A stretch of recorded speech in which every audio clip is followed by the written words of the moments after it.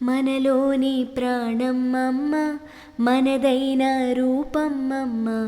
ఎనలేని జాలి గుణమే అమ్మ, నడిపించే దీపం అమ్మ, కరుణించే కోపం అమ్మ, వరమిచ్చే తీపి శాపం అమ్మ, నాలి అమ్మగా అవుతుండగా జోలాలి పాడనా కమ్మగా కమ్మగా,